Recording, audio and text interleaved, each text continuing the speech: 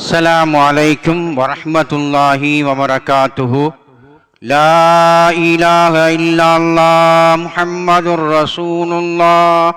لا إله إلا الله محمد رسول الله. لا إله إلا الله محمد رسول الله صلى الله عليه وسلم. قال الله تعالى: إن الله وملائكته يصلون على النبي يا أيها الذين آمنوا صلوا عليه وسلموا تسليما. اللهم صل على سيدنا محمد وعلى آل سيدنا ونبينا مولانا محمد. يا معشر المسلمين رحمكم الله. روى البخاري والمسلم عن أبي هريرة رضي الله تعالى عنه قال: قال رسول الله صلى الله عليه وسلم: إذا قلت لصاحبك يوم الجمعة وانصت والإمام يكتب فقد لغوت، واغفر للمؤمنين والمؤمنات والمسلمين والمسلمات واستغفره إنه هو الغفور الرحيم. அல்லாஹ் தாலாவுடைய நல்லடியார்களே, இமாம் மிம்பரில் குத்பா பிரசங்கம் செய்து கொண்டிருக்கும் பொழுது உங்கள் பக்கத்தில் இருக்கும் நண்பர் பேச கண்டு பேசாமல் வாய்மொழியில் சொன்னாலும் கூட சொன்னவர் ஜும்மாவின் பலனை இழந்து விட்டார் என்று ரசூல் ஸல்லல்லாஹு அலைஹி வஸல்லம் அவர்கள் கூறியதாக ஹஸரத் அபூ ஹுரைரா ரலியல்லாஹு தஆலா அன்ஹு அறிவிக்கிறார்கள். எனவே குத்பாவை கவனமாக காதாத்தி கேட்பதற்கு எல்லாம் வல்ல அல்லாஹ் நம் அனைவருக்கு நல்லருள் புரிவானாக. ஆமீன் ஆமீன் யா ரப்பல் ஆலமீன்.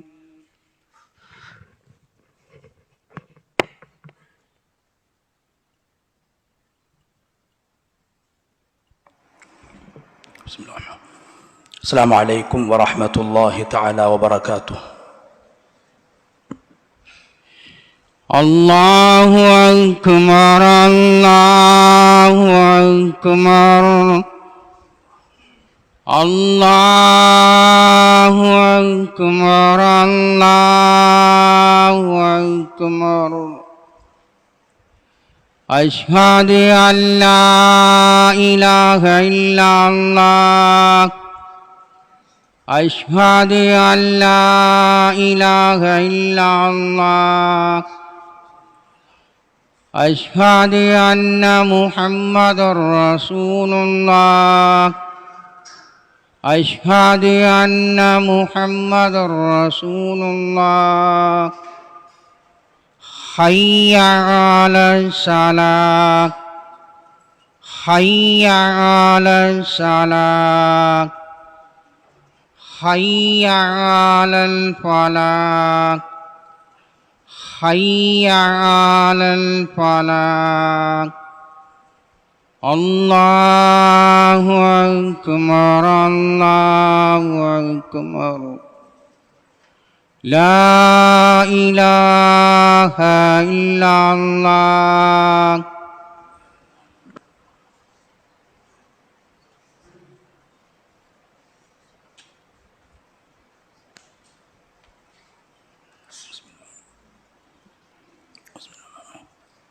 الحمد لله نحمده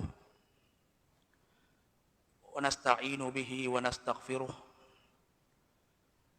ونعوذ بالله من شرور أنفسنا ومن سيئات أعمالنا.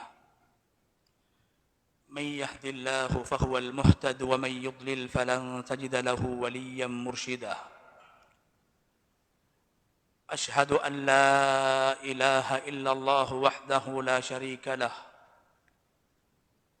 وأشهد أن نبينا محمدًا عبده ورسوله، وصلوات الله وسلامه على سيدنا ونبينا محمد وعلى آله وأصحابه وأهل بيته ومن تبعهم بإحسان إلى يوم الدين. أما بعد، فأوصيكم عباد الله بتقوى الله جل وعلا، فقد قال الله تبارك وتعالى في كتابه العزيز: أعوذ بالله من الشيطان الرجيم. بسم الله الرحمن الرحيم. الحج أشهر معلومات فمن فرض فيهن الحج فلا رفث ولا فسوق ولا جدال في الحج وما تفعلوا من خير يعلمه الله وتزودوا فإن خير الزاد التقوى واتقون يا أولي الألباب. صدق الله العظيم.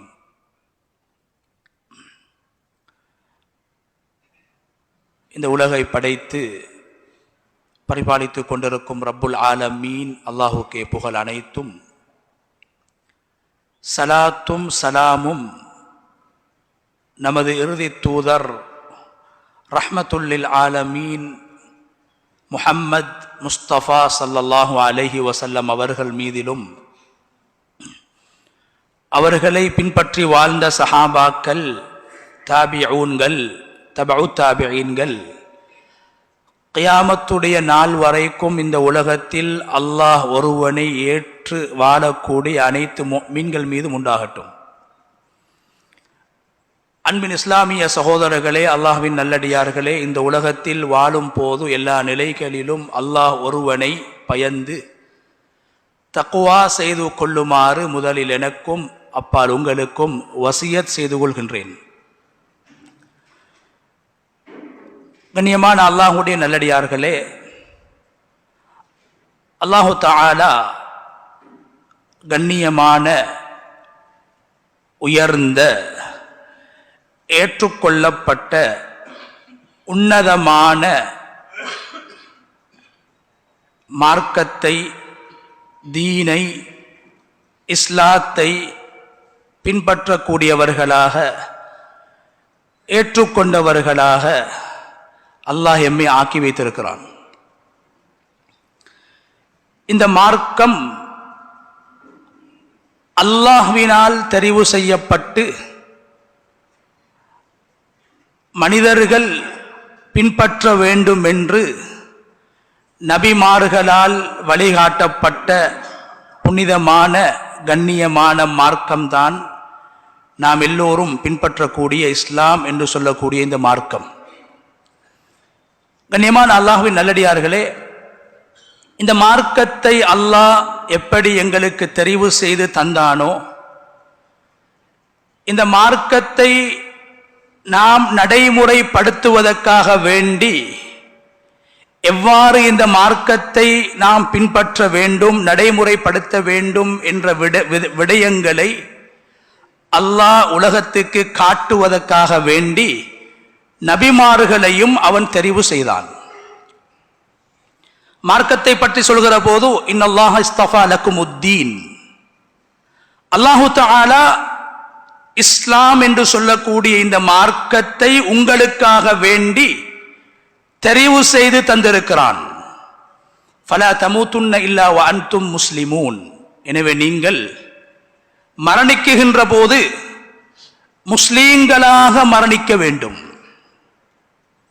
உங்களுடைய மறுமை வாழ்வு உங்களுக்கு வெற்றிகரமாக அமைய வேண்டுமாக இருந்தால் நீங்கள் முஸ்லீம்களாக மரணிக்க வேண்டும் என்று இஸ்லாம் ஏற்றுக்கொள்ளப்பட்ட மார்க்கம், வெற்றியின் மார்க்கம் என்பதை அல்லாஹ் குர்ஆனில் அடையாளப்படுத்தும் போது இஸ்லாத்தை அல்லாஹ் தான் தெரிவு செய்திருக்கிறான் என்று அல்லாஹ் குர்ஆனில் பல இடங்களில் பேசியிருக்கிறான்.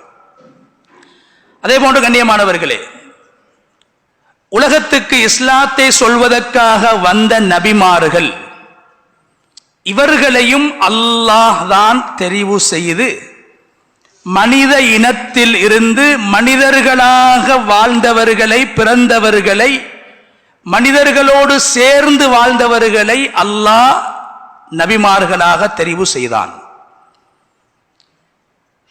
வானத்தில் வாழக்கூடிய மலக்குமார்களை நபியாக அல்லாஹ் தெரிவு செய்யவில்லை. மனிதர்கள் பின்பற்ற வேண்டிய மார்க்கத்தை மனிதர்களால் பின்பற்ற முடியும் என்பதை நிரூபிப்பதற்காக வேண்டி மனித குலத்திலிருந்து நபிமார்களையும் அல்லாஹ் தான் தெரிவு செய்தான். அல்லாஹு யஸ்தஃபி மினல் மலாயிகத்தி ருசுலன் வ மினன் நாஸ். எப்படி அல்லாஹோடு மிக நெருக்கமாக இருக்கக்கூடிய வானவர்களில் இருந்து மலக்குமார்களில் இருந்து ஜிப்ரீல் அலைஹிஸ்ஸலாம் என்றும் மீகாயில் அலைஹிஸ்ஸலாம் என்றும் இஸ்ராயில் அலைஹிஸ்ஸலாம் என்றும் இஸ்ராஃபீல் அலைஹிஸ்ஸலாம் என்றும் வானவர்களை அல்லாஹ் எவ்வாறு தெரிவு செய்தானோ அதுபோன்று மனிதர்களில் இருந்து இப்ராஹிம் அலைஹிஸ்ஸலாம் என்பவரையும் இஸ்மாயில் அலைஹிஸ்ஸலாம் என்பவரையும் முஹம்மது ரசூலுல்லாஹ் என்பவரையும் அல்லாஹ் தான் தெரிவு செய்தான் என்று அல்லாஹு தஆலா இஸ்லாமும் தெரிவு செய்யப்பட்ட மார்க்கம் என்று சொல்வதை போன்று அந்த இஸ்லாத்தை உலகுக்கு சொல்ல வந்த ரசூல்மார்களையும் நாம் தெரிவு செய்து அனுப்பியிருக்கிறோம் என்று அல்லாஹ் குர்ஆனிலே பேசி இருக்கின்றான். எனவே கண்ணியமான அல்லாஹ்வுடைய நல்லடியார்களே, அதே போன்று இஸ்லாத்துடைய அடிப்படைகள், இஸ்லாத்துடைய அடிப்படை அம்சங்கள் 5. அந்த 5 அம்சங்களில் கடைசியாக உலகத்தில் கடமையாக்கப்பட்டு வாழ்க்கையில் ஒரு தடவை உலகத்தில் வாழக்கூடிய முஸ்லிம்களில் மிகவும் குறைவானவர்கள் செய்ய வேண்டிய செய்யக்கூடிய ஒரு கடமை ஹஜ். கண்ணியமான அல்லாஹ்வுடைய நல்லடியார்களே, ஹஜ்ஜுடைய கடமை இறுதியான கடமை, இறுதியாக கடமையாக்கப்பட்ட ஒரு கடமை. அருமை நாயகம் ஸல்லல்லாஹு அலைஹி வஸல்லம் அவர்கள் ரசூலாக தெரிவு செய்யப்படுவதற்கு முன்னால் ஜாஹிலியா காலத்தில் வாழ்ந்தவர்களும் ஹஜ் செய்திருக்கிறார்கள். ஜாஹிலியா காலத்தில் வாழ்ந்தவர்களும் இஸ்லாத்துடைய புனிதமான அடையாளங்களை,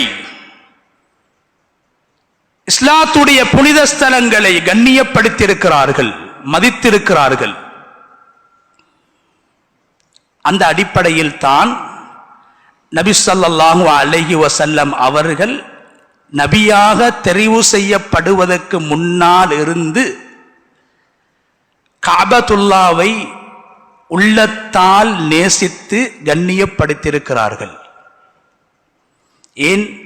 அந்த ஜாஹிலிய காலத்தில் நபி ஸல்லல்லாஹு அலைஹி வஸல்லம் அவர்கள் ஒரு ஹஜ்ஜும் செய்திருக்கிறார்கள். நபியாக ரசூலாக தெரிவு செய்யப்பட்டு இஸ்லாமிய மார்க்கம் அடையாளப்படுத்தப்பட்டதற்கு பின்னால் 4 உம்ராக்களும் ஒரு ஹஜ்ஜும் நபி அவர்கள் செய்தார்கள். அதுதான் இறுதியான ஹஜ்ஜி, அதுதான் கடைசி ஹஜ்ஜி. ஆனால் நபியாக அனுப்பப்படுவதற்கு முன்னாலும் ஜாஹிலிய காலத்தில் ஹஜ் செய்யப்பட்ட முறையிலே நபி அவர்களும் ஒரு ஹஜ் செய்திருக்கிறார்கள்.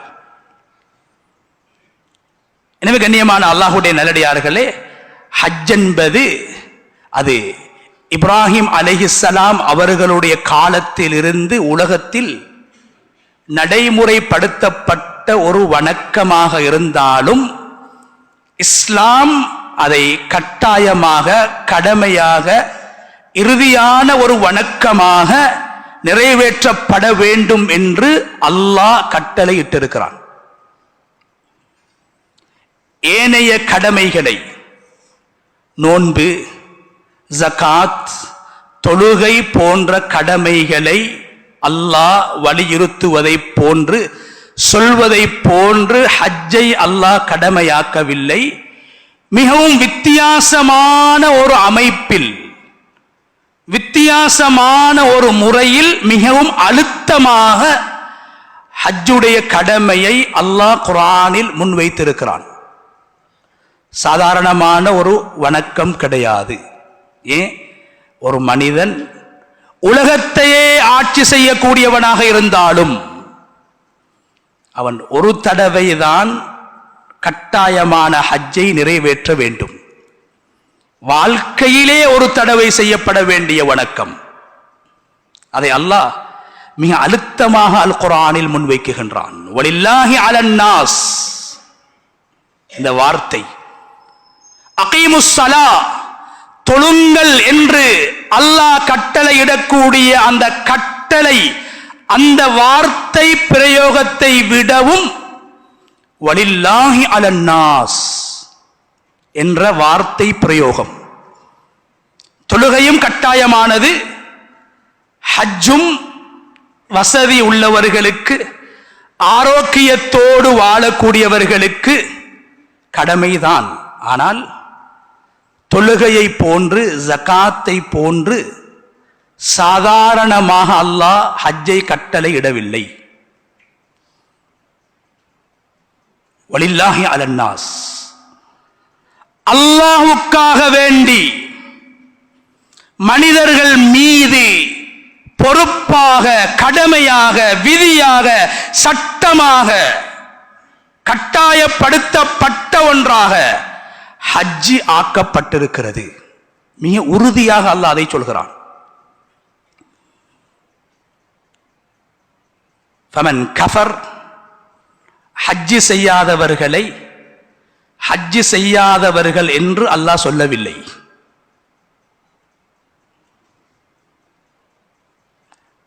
ஹஜ்ஜி செய்ய வசதி இருக்கிறது, ஆரோக்கியம் இருக்கிறது, இரண்டு நிஅமத்துக்களை அனுபவித்துக் கொண்டிருக்கிறார்.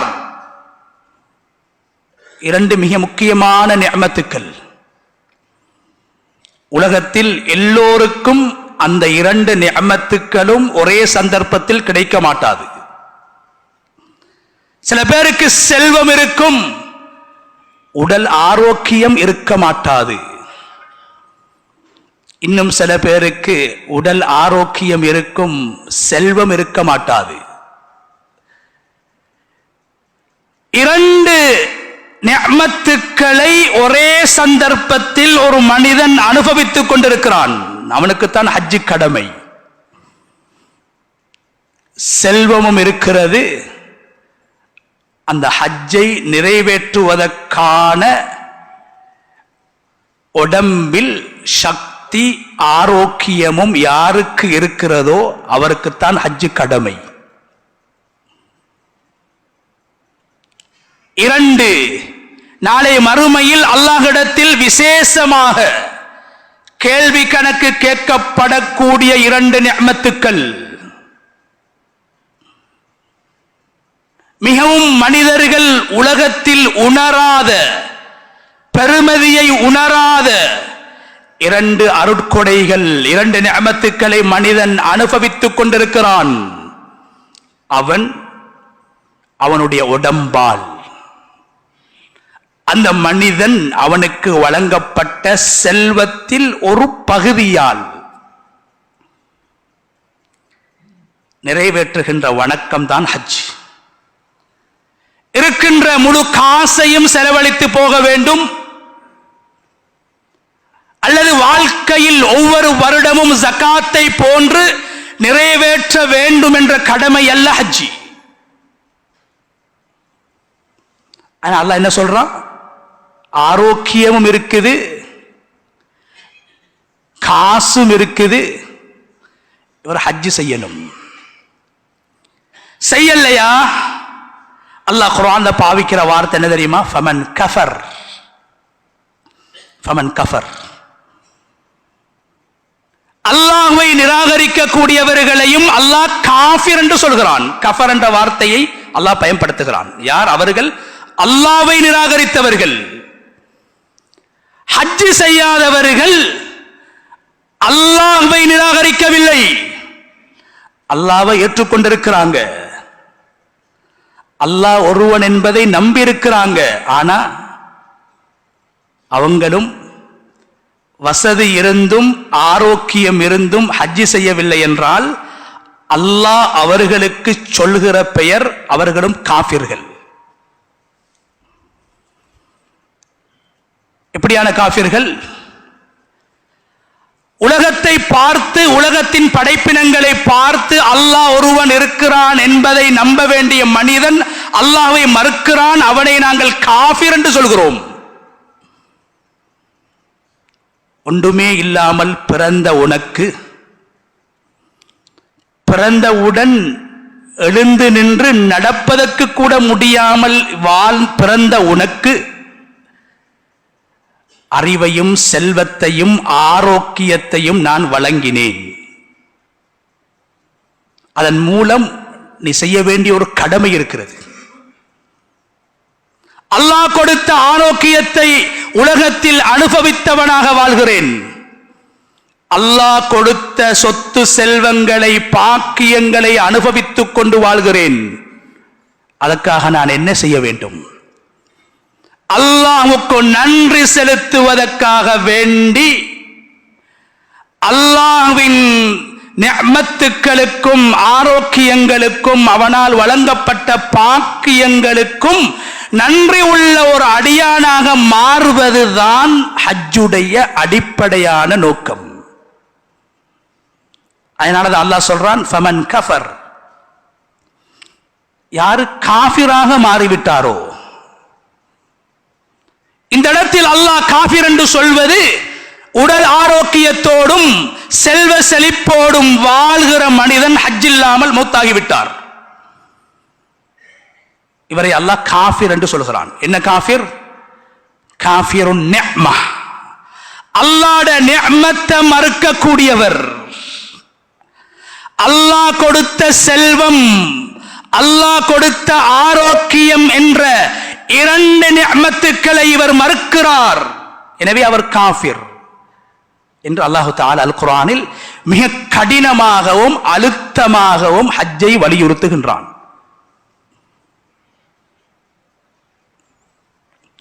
உமர் ரலியல்லாஹு தஆலா அன்ஹு அவர்கள் சொன்னார்கள், அவர்களுடைய ஆட்சி காலத்திலே, யாரெல்லாம் என்னுடைய ஆட்சி காலத்தில் செல்வத்தையும் ஆரோக்கியத்தையும் அனுபவித்தவர்களாக ஹஜ் செய்யாமல் வாழ்ந்து கொண்டிருக்கிறார்களோ அவர்களிடத்திலிருந்து ஆள் வரி எனப்படுகின்ற ஜிஸியாவை நான் கட்டாயப்படுத்த விரும்புகிறேன் என்று சொன்னார்கள். ஏன்? உங்களுடைய செல்வத்தால நீங்க அல்லாஹ்வுக்கு செய்ய வேண்டிய அடிப்படையான கடமைகளில் ஒன்றை நீங்கள் செய்யவில்லை என்றால் அந்த செல்வத்தில் ஒரு பகுதியை இஸ்லாமிய பைத்துல் மாலுக்கு நீங்கள் வழங்க வேண்டும் என்ற சட்டத்தை அமுல்படுத்த விரும்பினார்கள்.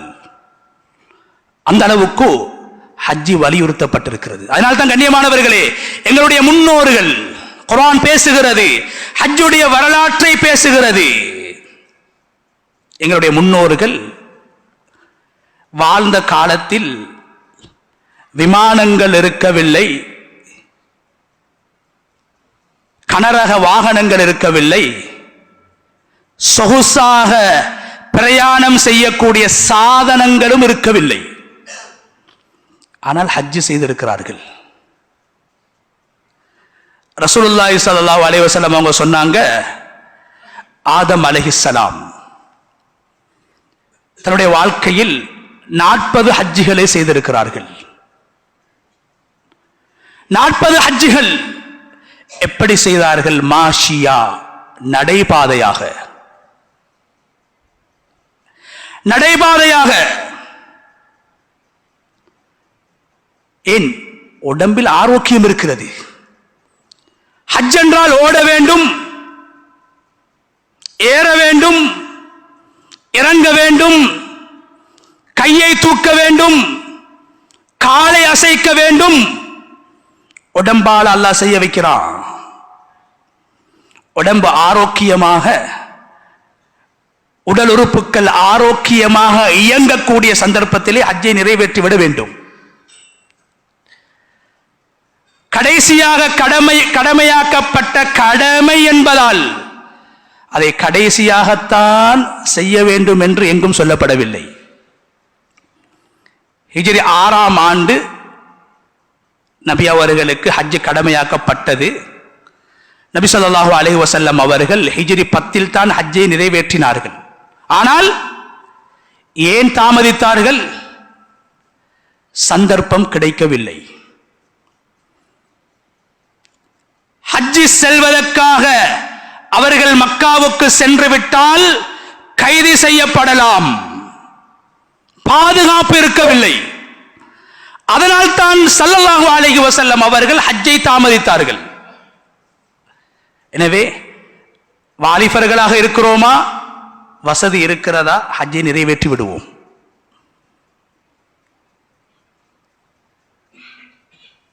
சொன்னாங்க ஸல்லல்லாஹு அலைஹி வஸல்லம், தஅஜ்ஜலு பில் ஹஜ். உங்களுக்கு உடல் ஆரோக்கியமும் வசதி வாய்ப்பும், இரண்டு நிஅமத்துக்கள், அது ரெண்டும் இருக்கும் போது நீங்க வாலிபனாக இருந்தாலும் அவசரமாக ஹஜ்ஜை நிறைவேற்றுங்க. என்ன காரணம்? ஃபைன்னஹு லா யத்ரி அஹதுக்கும் மாதா யஅரிது லஹ். ஏனென்றா இன்றைய நாள் நிச்சயமானது. இன்று நான் அனுபவிக்கக்கூடிய சொத்து செல்வங்கள், தேக ஆரோக்கியம், நாளைய தினம் என்னிடத்தில் இருக்குமா இல்லையா என்பது சந்தேகம். இன்று செல்வந்தனாக நான் இருக்கிறேன், சில போது அல்லாஹ் பாதுகாக்க வேண்டும், என்னுடைய உடம்பில் ஒரு சாதாரண ஒரு நோய் ஏற்படலாம், அந்த நோயின் மூலமாக என்னுடைய முழு சொத்தையும் இழக்க வேண்டிய நிலை ஏற்படலாம், ஒரு அனர்த்தம் ஏற்பட்டு விடலாம். நபி அவர்கள் சொல்கிறார்கள், உங்களுடைய முழு சொத்துக்களையும் நீங்கள் இழந்து விட நேரிடும். அதனால கையில் காசு இருக்கும் போதும், உடம்பில் சக்தியும் ஆரோக்கியமும் இருக்கும் போதும் அவசரமாக ஹஜ்ஜை செய்து கொள்ளுங்கள். நாளைய தினம் நிச்சயம் அற்றது. நாளைய தினம் என்ன நடக்கும் என்று யாராலும் சொல்ல முடியாது என்று அருமை நாயகம் ஸல்லல்லாஹு அலைஹி வஸல்லம் அவர்களை சஹாபாக்களுக்கு ஸல்லல்லாஹு அலைஹி வஸல்லம் அவர்கள் அவசரமாக வாலிபர்களாக ஆரோக்கியமாக நீங்கள் வாழுகிற போது அந்த ஹஜ்ஜை நிறைவேற்றி விடுங்கள் என்று சொன்னார்கள். எனவே கண்ணியமானவர்களே, என்னுடைய முன்னோருடைய ஹஜ்ஜை குர்ஆன் பேசுகிறது. இரண்டு நிஅமத்துக்களை அனுபவிக்க கூடியவர்கள் அல்லாஹ்வை கண்ணியப்படுத்த வேண்டும் என்பதற்காக அல்லாஹ்வுடைய வீட்டை நாடி சென்று இரண்டு நபிமார்களுடைய கட்டளைகளுக்கு நான் அடிபணிகிறேன். இதுதான் ஹஜ்ஜி. ஹஜ் என்பது வெறும் அல்லாஹ்வுடைய கட்டளை மாத்திரம் கிடையாது. ஒவ்வொரு நாளும் எங்களுடைய நாவினால் நாங்கள் உரைக்கக்கூடிய இரண்டு நபிமார்கள். உலகத்தில் அல்லாஹுக்கு ஆக விருப்பமான வணக்கம் தொழுகை. அல்லாஹுக்கு விருப்பமான வணக்கம் தொழுகை. அதனால்தான் இப்ராஹிம் அலைஹிஸ்ஸலாம் தன்னுடைய மனைவி ஹாஜரையும் மகன் இஸ்மாயிலையும் காபத்துல்லா கட்டப்படுவதற்கு முன்னால் ஓரிடத்தில் விட்டு சென்றார்கள். மனிதர்கள் வாழாத, உணவுகளும் தண்ணீர்களும் பெற முடியாத பாலைவனத்தில் மனைவியையும் தன்னுடைய 85 வருடங்களுக்கு பின்னால் கிடைத்த ஆண் குழந்தையையும் விட்டு சென்றார்கள். கண்ணியமானவர்களே, செல்கின்ற போது அவர்கள் அல்லாஹ்விடத்தில் முன்வைத்த விடயம், ஒரு விடயத்தை முன்வைத்தார்கள்.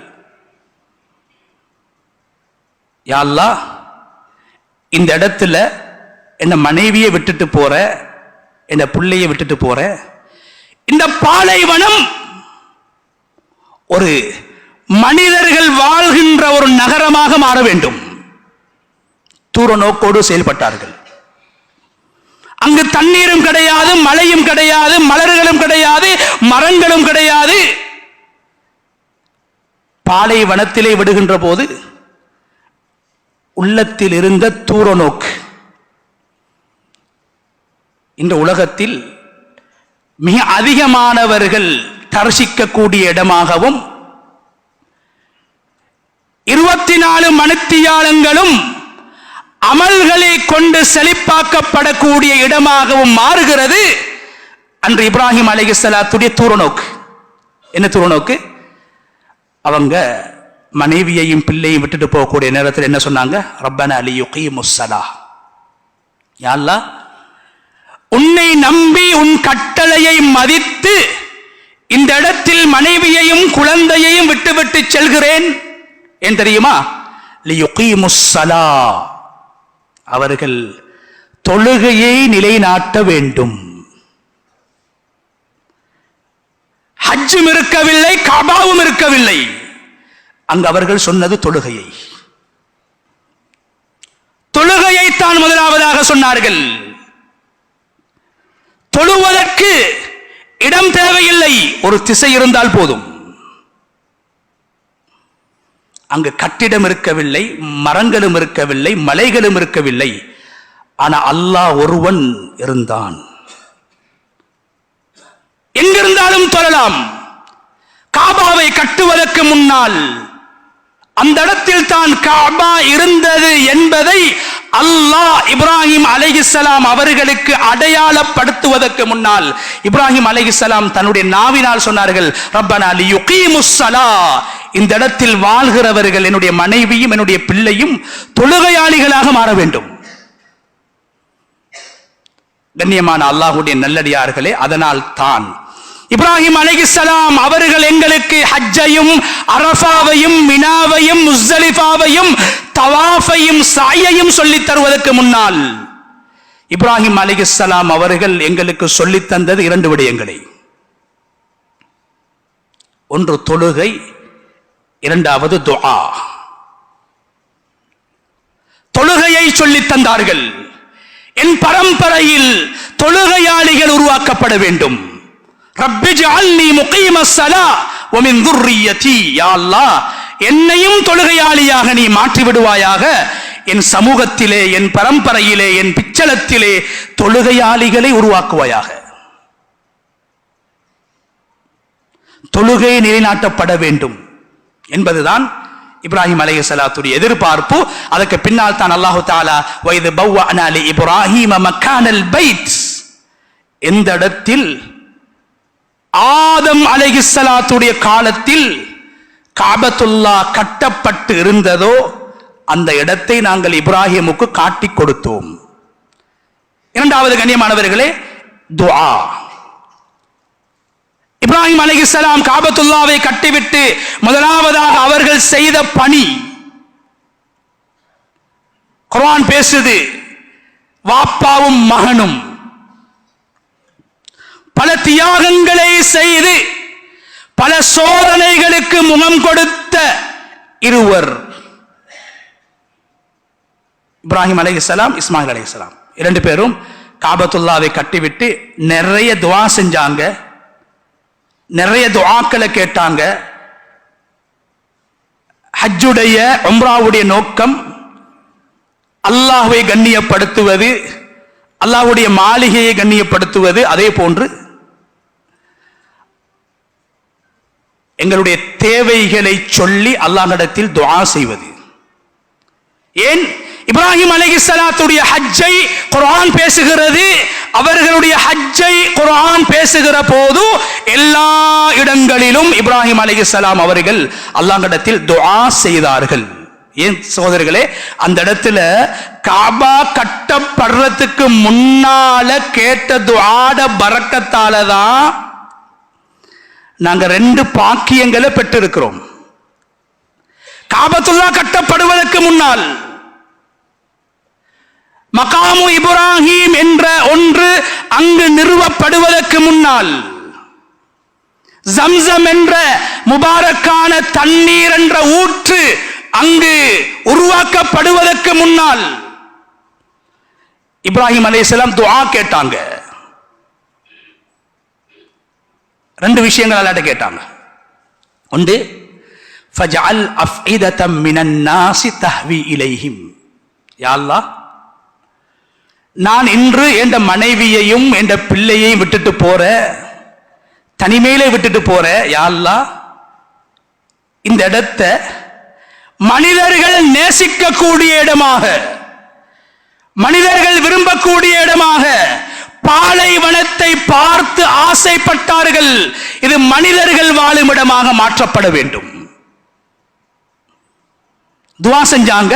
காபத்துல்லா கட்டப்பட்டிருக்கல்ல, தவாஃபும் இருக்கல்ல, சஃபா மர்வாட சாயும் இருக்கல்ல. என்ன துவா செஞ்சாங்க? யா அல்லாஹ், மனிதர்களில் சிலருடைய உள்ளத்தில், அஃபிதத்தம் மினன் நாஸ், மனிதர்கள் எல்லோருடைய உள்ளத்திலும் என்று சொல்லவில்லை, மனிதர்களில் சிலரின் உள்ளத்தில் இந்த பூமியை தரிசிக்க வேண்டும், இங்கு வர வேண்டும், வணக்கத்தில் ஈடுபட வேண்டும், அமல்களில் ஈடுபட வேண்டும், இங்கு வாழ வேண்டும் என்ற ஆசையை நீ ஏற்படுத்தி விடுவாயாக. கண்ணியமானவர்களே, என்ற உள்ளத்துல ஹஜ்ஜி செய்யணும் என்ற ஆசையை அல்லாஹ் ஏற்படுத்தி நான் ஹஜ்ஜி செஞ்சிருக்கிறேனா? இது இப்ராஹிம் அலைஹிஸ்ஸலாம் காபத்துல்லாவை கற்றத்துக்கு முன்னால கேட்ட துஆட பரக்கத். எங்களுடைய கெட்டித்தனமோ எங்களுடைய முயற்சிகளோ கிடையாது. அல்லாஹ்வுடைய ஒரு நாட்டம், அல்லாஹ்வுடைய அனுகூலம் எங்களுக்கு தேவை. அது இப்ராஹிம் அலைஹிஸ்ஸலாத்துடைய துஆவின் பரக்கத்தால் ஒவ்வொரு ஹாஜிமார்களுக்கும் கிடைக்கிறது. கண்ணியமானவர்களே, எனவே பணம் இருக்கிறது, ஆரோக்கியம் இருக்கிறது என்பதால் எல்லோராலும் ஹஜ் செய்ய முடியாது. ஹஜ் செய்ய வேண்டும் என்ற உணர்வும் ஆசையும் அல்லாஹ்வினால் மனிதர்களுடைய உள்ளத்தில் ஏற்படுத்தப்பட வேண்டும். அதுதான் இப்ராஹிம் அலைஹிஸ்ஸலாத்துடைய துஆ. இரண்டாவது, ரப்பனா வபஅத் ஃபீஹிம் ரசூலா, யா அல்லாஹ், என்னுடைய பரம்பரையில் வாழக்கூடிய உருவாகக்கூடிய என்னுடைய பிச்சலத்தாருக்கு, மனித குலத்துக்கு வழிகாட்டுகின்ற ஒரு நபியை, ஒரு ரசூலை நீ உருவாக்க வேண்டும், அனுப்ப வேண்டும். நாம் எல்லோரும் எங்களுடைய உயிரை விட நேசிக்குகின்ற முஹம்மதுர் ரசூலுல்லாஹ் இந்த உம்மத்துக்கு நபியாக ரசூலாக அனுப்பப்பட்டது. இப்ராஹிம் அலைஹிஸ்ஸலாம் காபாவை கட்டுவதற்கு முன்னால் அந்த இடத்தில் கேட்ட துஆ. கண்ணியமானவர்களே, அல்லாஹ்ட மாளிகை காபத்துல்லா கட்டப்படுறதுக்கு முன்னாலேயே அந்த இடத்துல அல்லாஹ் இப்ராஹிம் அலைஹிஸ்ஸலாத்துடைய துஆவை அல்லாஹ் ஏற்றுக்கொண்டான் என்றால், ஏற்றுக்கொண்டிருக்கிறான் என்றால், அல்லாஹ் தந்த ஹலாலான பணத்தையும் அல்லாஹ்வினால் எங்களுக்கு வழங்கப்பட்டிருக்கின்ற ஆரோக்கியத்தையும் அல்லாஹ்வுக்காக பயன்படுத்தி நாம் எல்லோரும் விரும்புகின்ற எங்களுடைய தேசத்தை, எங்களுடைய வீடை, எங்களுடைய தொழில் துறவுகளை, சில போது நாம் சேர்ந்து வாழ்கின்ற மனைவி மக்களை விட்டுவிட்டு ஓரிரண்டு நாட்கள் அல்ல, ஹஜ்ஜுடைய அமல் 5-6 நாட்களில் செய்து முடிக்கலாம். ஆனால் ஹஜ் செய்வதற்கான காலம், குர்ஆனில் ஹஜ்ஜுக்காக வேண்டி மனிதர்கள் காபாவை நோக்கி பயணிக்கக்கூடிய காலம் 5-6 நாட்கள் அல்ல, குர்ஆன் சொல்லுது 70 நாட்கள். நோன்பே 1 மாசம் தான். ஆனா ஹஜ் செய்ய வேண்டிய காலம், அல் ஹஜ்ஜு அஷ்ஹுரும் மஅலூமாத், 5 நாட்களில் தான் ஒரு மனிதன் ஹஜ்ஜை செய்கிறார். ஆனா அதற்கான ஏற்பாடு வரலாற்று நெடுகிலிருந்து 70 நாட்களுக்கு மேலாக நடந்து கொண்டிருக்கிறது. ஏன்? ஷவ்வாலுடைய தலைப்பிறை கண்டதிலிருந்து ஹஜ்ஜுடைய மாதம் ஆரம்பிக்குகிறது, ஹஜ் செய்ய வேண்டிய மாதம் ஆரம்பிக்குகிறது. ஷவ்வால், துல்காதா, துல்ஹிஜ்ஜாவுடைய 10 நாட்கள், கிட்டத்தட்ட 70 நாட்கள். ரமலானுடைய மாதத்தில் நோன்பு பிடித்தோம். ரமலானுடைய மாதத்தையும் சேர்த்தா அங்கேயும் 1 மாசம். ரமலானுடைய நோக்கம் என்ன? லஅல்லக்கும் தத்தகூன், நீங்க தக்வாதாரிகளாக மாறணும். கண்ணியமானவர்களே, ரமலான் நோன்பு நாங்க எல்லாரும் பிடிக்கிறோம், உடல் ஆரோக்கியம் உள்ளவங்க எல்லாம் பிடிக்கிறோம். ரமலானுடைய நோக்கங்கள்ல 2வது நோக்கம் என்ன தெரியுமா? செல்வந்தர்கள் ஹஜ்ஜுக்காக வேண்டி அவர்களை தயார்படுத்துகின்ற முதல் கட்டம். நாங்க நினைக்க கூடாது ஷவ்வால், துல்காதா, துல்ஹிஜ்ஜா தான் ஹஜ்ஜுடைய காலம் என்று. ரமலானுடைய 1 மாத நோன்பும் இந்த வருடமோ எந்த வருடமோ ஹஜ்ஜுக்காக செல்லக்கூடியவர் தன்னை தயார்படுத்தக்கூடிய ஒரு காலம். ஏன் ரமலான்லையும் அல்லாஹ் எங்களுக்கு தந்த பயிற்சி என்ன? ஹலாலையும் ஹராமாக்க வேண்டும். ஹலால் சாப்பிடுவது ஹலால், தண்ணீர் அருந்துவது ஹலால், ஹலாலான முறையில் உணர்வுகளை ஆசைகளை அடக்குவது ஹலால். அந்த ஹலாலான அம்சங்களையும் ஒரு மனிதன் ஒரு மாதம் அல்லாஹ்வுக்காக விடுறாரு. இதே பயிற்சியின் தொடர்தான் ஒரு ஹாஜி குறைந்தது 5 நாள், குறைந்தது 5 நாள் அல்லாஹ்வுக்காக வேண்டி அவருக்கு அனுமதிக்கப்பட்ட அலங்காரம், அவர் தன்னை அழகுபடுத்துவதற்காக வேண்டி பாவித்த விடயங்கள், அவரோடு வந்திருக்கக்கூடிய அவருடைய ஹலாலான ஆசைகளை தீர்ப்பதற்காக வேண்டி அல்லாஹ்வினால் வழங்கப்பட்ட மனைவி, இது போன்ற விடயங்களை விட்டும் அவர் தூரமாக வேண்டும். இந்த பயிற்சி அல்லாஹ் ரமலானில் அந்த ஹாஜியை ஏனைய முஸ்லிம்களோடு சேர்த்து ஒரு மாத காலம் ஹலாலை விடுகின்ற பயிற்சியை கொடுத்து ஹஜ்ஜுக்காக அல்லாஹ் அவரை தயார்படுத்துகிறார். சாதாரணமான ஒரு வணக்கம் கிடையாது ஹஜ். எனவே கண்ணியமானவர்களே, என்னுடைய முன்னோர்களுடைய ஹஜ்ஜை குர்ஆன் பேசுகிறது. இப்ராஹிம், நீங்க மனிதர்களுக்கு சொல்லுங்க ஹஜ்ஜுக்கு வர சொல்லி. ஏன்? நீங்க தானே துவா செஞ்சீங்க, என்ற மனைவியையும் பிள்ளையையும் விட்டுட்டு போற, இந்த இடத்துக்கு மனிதர்கள் வரணும், மனிதர்கள் வாழ்ந்தாத்தான் வந்தாத்தான் என் மனைவியும் பிள்ளைகளும் இங்கு வாழ்வாங்க, வளருவாங்க, இருப்பாங்க, பாதுகாக்கப்படுவாங்க, இங்கு மனித குலம் உருவாக்கப்பட வேண்டும் என்று நீங்கள் ஆசைப்பட்டீர்கள். எனவே வஅذின் ஃபின்னாஸி பில் ஹஜ். எனவே இப்ராஹிம், நீங்களே மக்களுக்கு அழைப்பு விடுங்கள். அந்த காலத்தில் ஹஜ்ஜுக்கு வரக்கூடிய கூட்டம் 2 விதமாக வருவாங்க. இன்னைக்கு நாங்க 3 விதமாக போறோம் ஹஜ்ஜுக்கு உலகத்திலிருந்து. சில பேர் விமானத்தில், சில நாடுகள்ல இருந்து கப்பல்கள்ல, சில நாடுகள்ல இருந்து வாகனங்கள்ல வாராங்க. ஆனா அல்லாஹ் ஆரம்பத்தில் ஹஜ்ஜுடைய கடமையை இப்ராஹிம் அலைஹிஸ்ஸலாம் அவர்களுக்கு சொல்லிக் கொடுத்த நேரத்தில், இப்படித்தான் ஹஜ்ஜி செய்ய வேண்டும், இங்குதான் போக வேண்டும், இப்படித்தான் தவாப் செய்ய வேண்டும், இப்படித்தான் தொங்கோட்டம் ஓட வேண்டும், இப்படித்தான் முஸ்தலிஃபாவில் தரிக்க வேண்டும், இப்படித்தான் அரஃபாவில் தரிக்க வேண்டும் என்று ஹஜ்ஜுடைய முழு விடயங்களையும் அல்லாஹ் குர்ஆனில் இப்ராஹிம் அலைஹிஸ்ஸலாத்துக்கு அல்லாஹ் சொல்லிக் கொடுத்திருக்கிறான். இப்ராஹிம் அலைஹிஸ்ஸலாம் நினைத்த பிரகாரம் ஹஜ்ஜி செய்யவில்லை, நினைத்த பிரகாரம் ஹஜ்ஜி செய்யவும் முடியாது, ஒரு வழிகாட்டி இல்லாமல் ஹஜ்ஜை செய்யவும் முடியாது. ஏன்? காபத்துல்லாவை கட்டிட்டு அவங்க கேட்ட துஆக்கள்ல ஒன்றுதான் அரினா மனாசிகனா.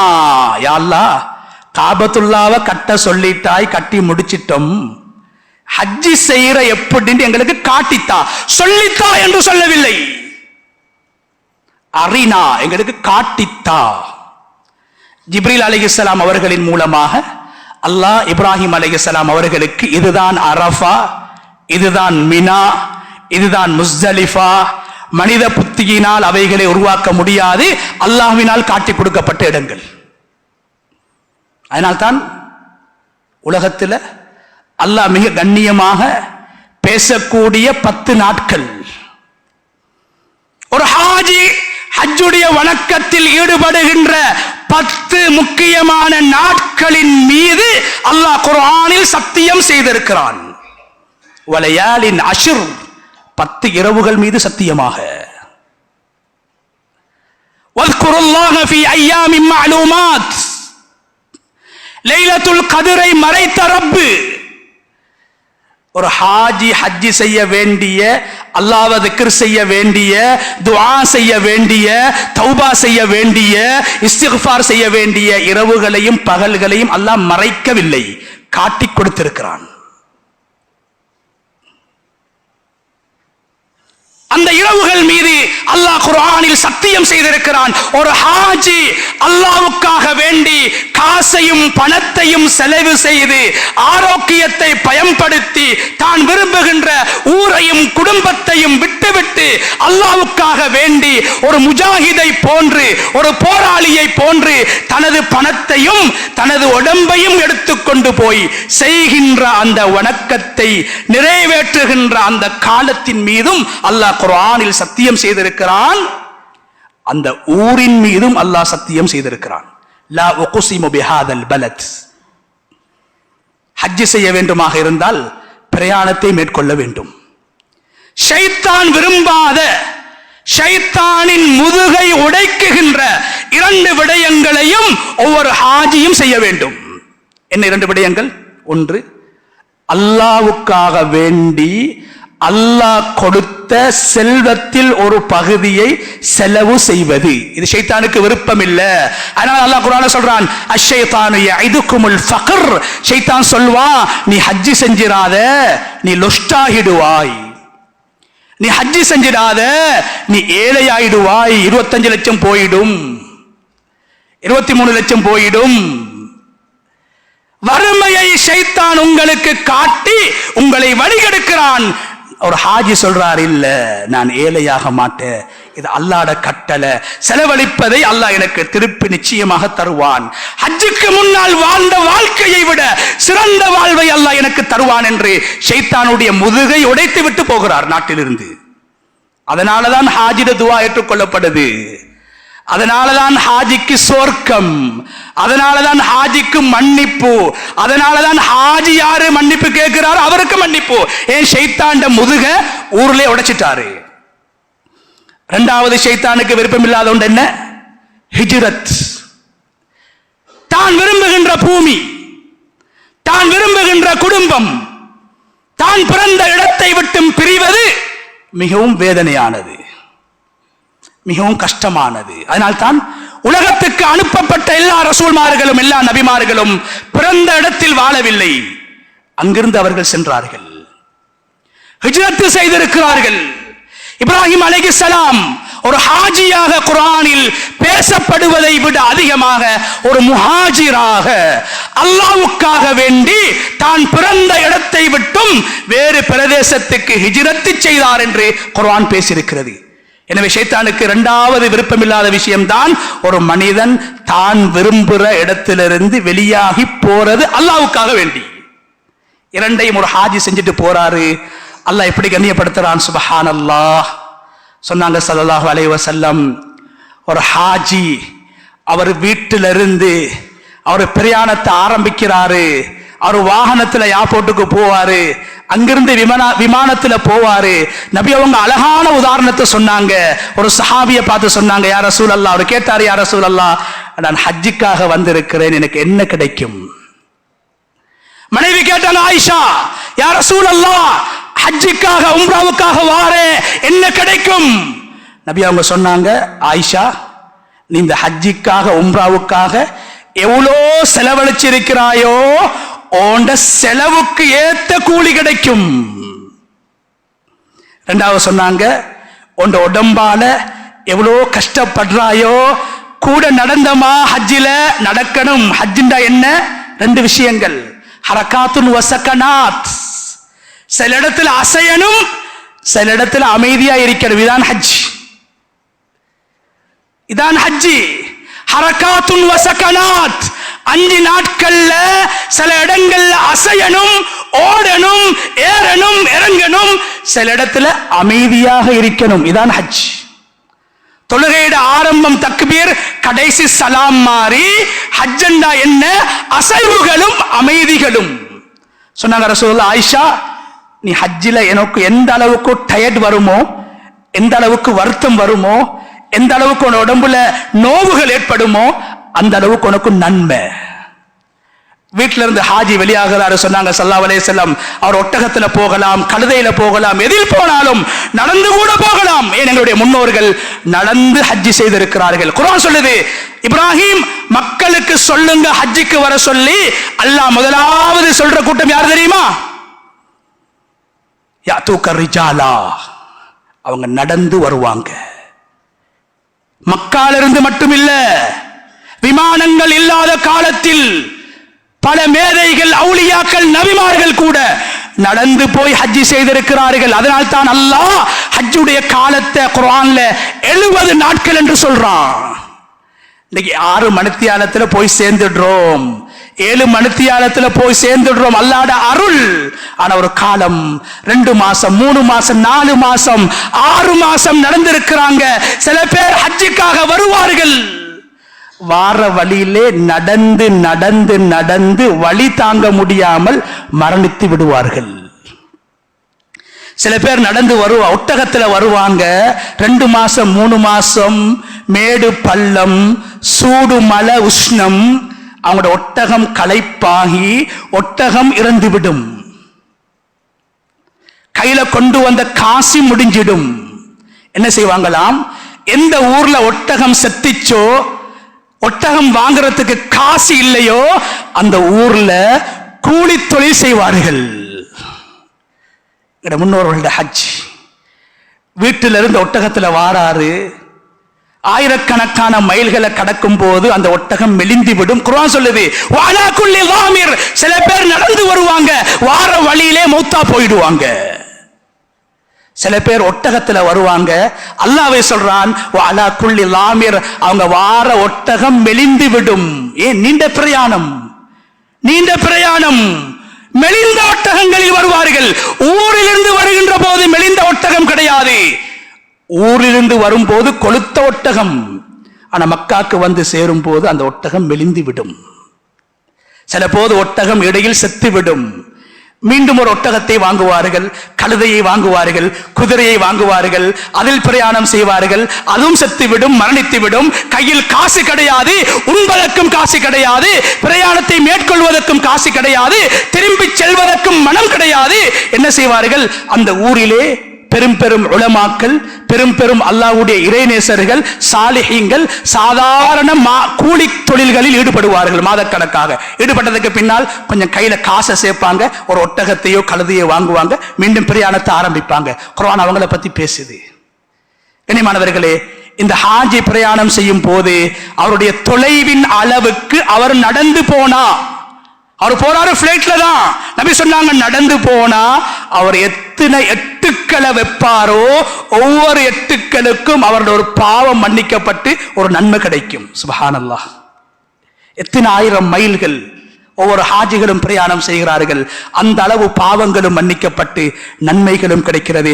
காபாவை காண்பதற்கு முன்னால் அல்லாஹ் அவர்களை மன்னித்து விடுகிறான்.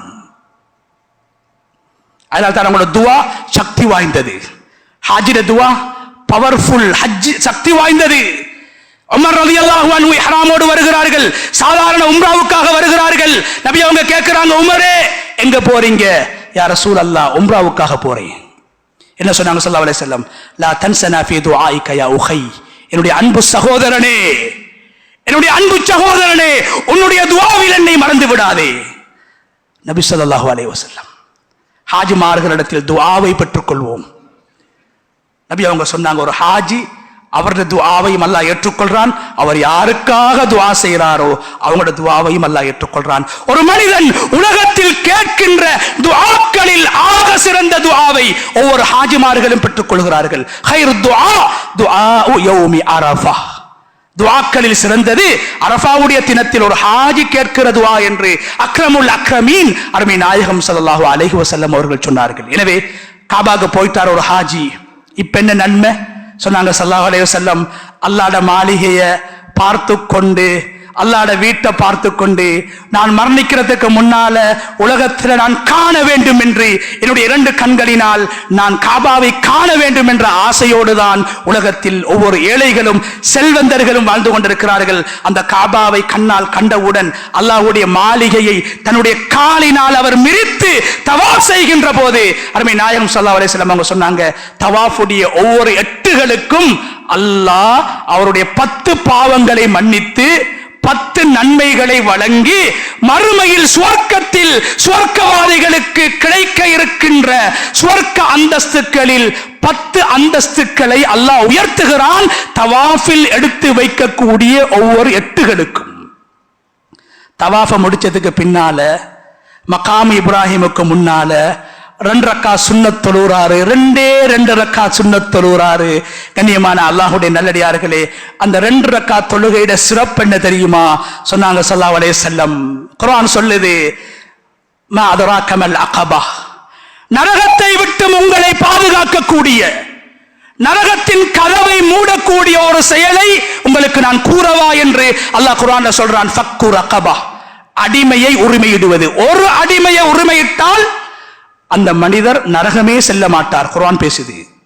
ஆனா தவாஃப் செஞ்சிட்டு ஒரு மனிதன் தொழுற 2 ரக்காத் சுன்னத்து, சொன்னாங்க ஸல்லல்லாஹு அலைஹி வஸல்லம், சாதாரண குடும்பம் அல்ல, இந்த உலகத்தில காசு கொடுத்து ஒருவரை விடுதலை செய்வதுதான் அடிமையை உரிமையிடுவது.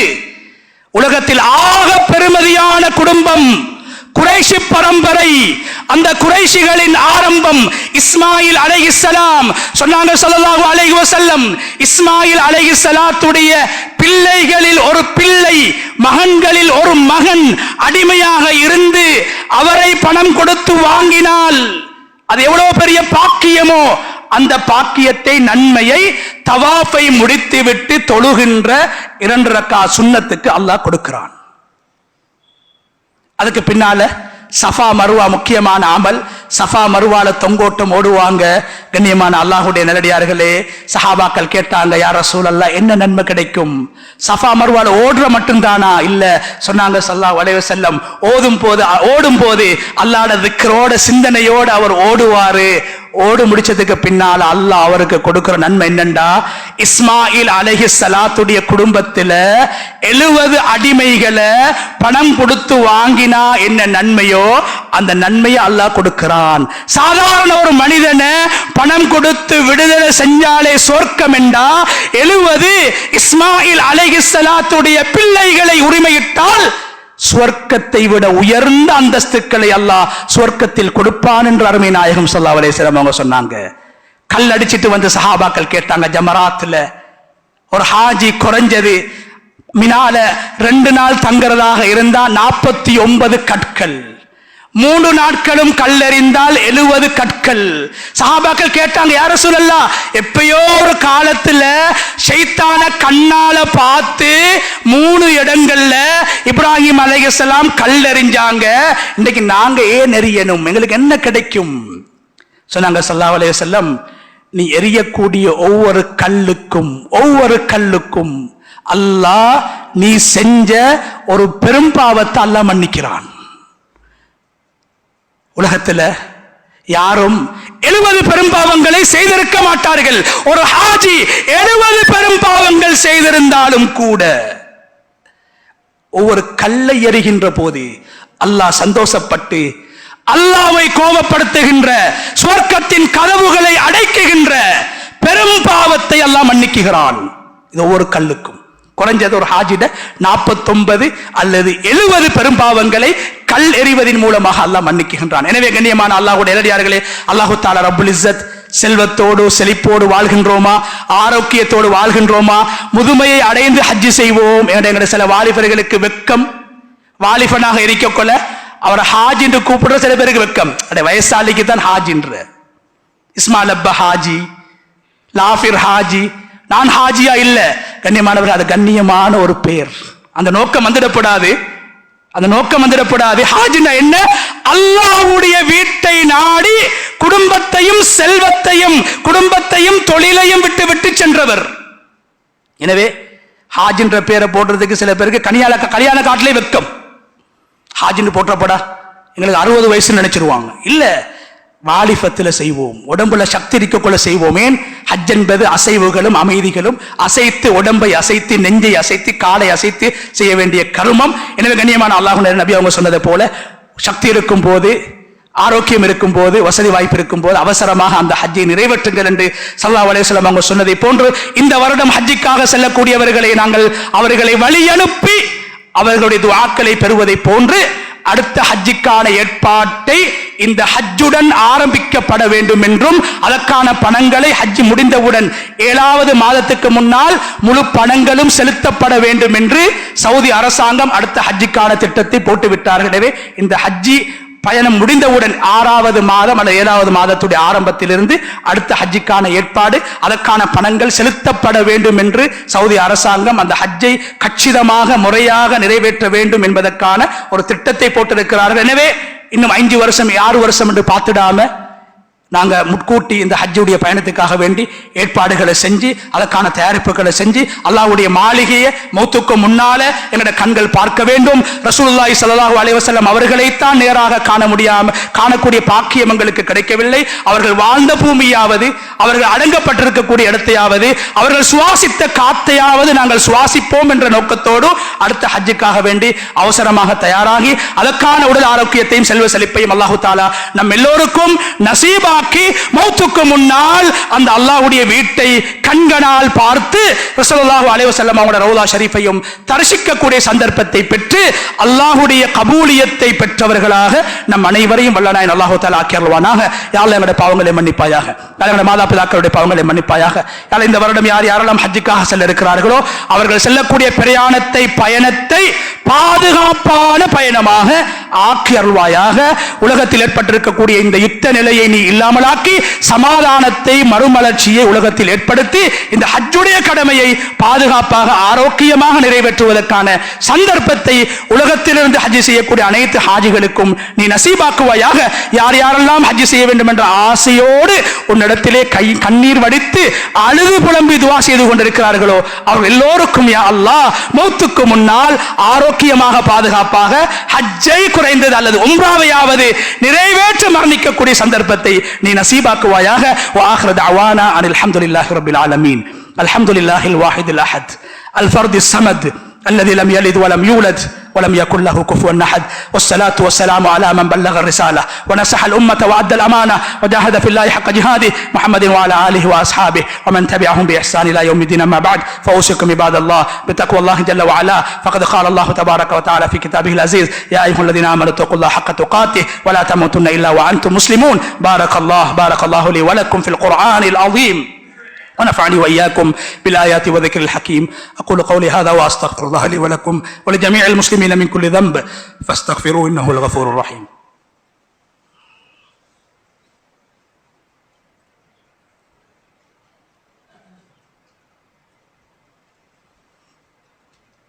الحمد لله الواحد القهار الرحيم الغفار. أحمده تعالى على فضله المدرار وأشكره على نعمه الغزار.